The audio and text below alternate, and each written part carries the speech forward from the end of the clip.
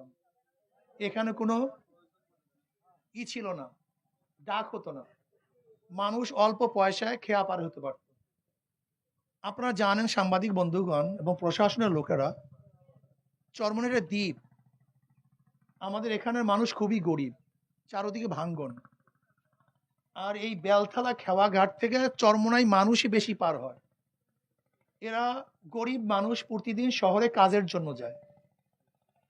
কেউ রাজ মিস্ত্রি, কেউ বা রিক্সাওয়ালা, ঠেলাওয়ালা, কেউ কুলি, কেউ মজদুর, একেবারেই গরিব মানুষ।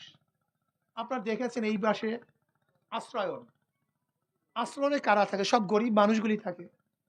এই বিশাল আশ্রয়নের মানুষগুলি এই খেয়া পার হয়ে ওপারে জীবিকা নির্বাহের জন্য যায়, জীবিকা অর্জনের জন্য যায়।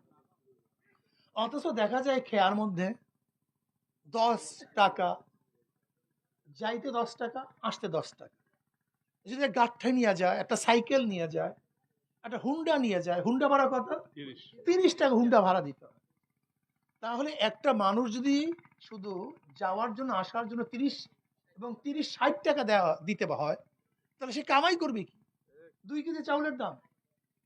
একজন গরিব মানুষ যদি হুন্ডা নিয়ে যেতে এবং আসতে 30 টাকা খরচ হয়, তাহলে বাজার করবে কি? এইটা আমি মনে করি জুলুম, এটা অবিচার। আমরা চাই না এখানে খেয়ার ডাক হোক। দেখেন বিগত দিনে ডাক হয়েছে কত? গত বছর প্রায় 1 কোটি টাকার উপরে, এই 1,51,00,000। এই বছর মনে হয় আরো বেশি ডাকবে। তার মানে সাফারার হবে কে? এই জনগণ। এই সাফারার জাগরণ হবে। এখন না 10 টাকা, ডাক বাড়লে নিয়ে 15 টাকা। কাজে আমরা সরকারকে অনুরোধ করবো, এইটা ডাক আগে ছিল না, এইটা একেবারেই ছোট্ট একটা খেয়া ছিল, এলাকার মানুষ পারাপার হতো।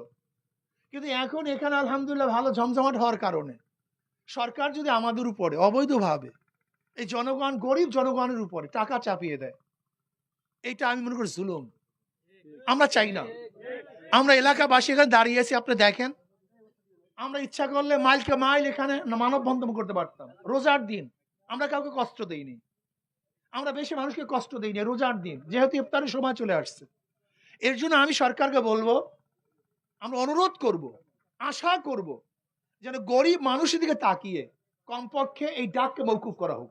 এখানে আমরা ডাক চাই না, এখানে ডাকতে দেওয়া হবে না। যেরকম চরকাউয়া, যেটা ঝমঝমাটা খেয়াঘাট, সেটা যদি ফ্রি হতে পারে, তাহলে চরমনাই কাশি আর এক ঘাট কেন ফ্রি হবে না? এটা অবশ্যই ফ্রি করতে হবে। যদি ফ্রি না করেন, তাহলে ইনশাআল্লাহ আমরা দুর্বার আন্দোলন করে তুলবো ইনশাআল্লাহ। সরকার অনুরোধ করব, অবশ্যই ঘাটকে ফ্রি করতে হবে। এটা ডাক দেওয়া যাবে না। মানুষের উপরে জুলুমের, এই জনগণের উপর জুলুম করা যাবে না, অত্যাচার করা যাবে না, অবিচার করা যাবে না। সরকার তো জনগণের জন্য, সরকারকে জুলুম করে কিসে সরকার?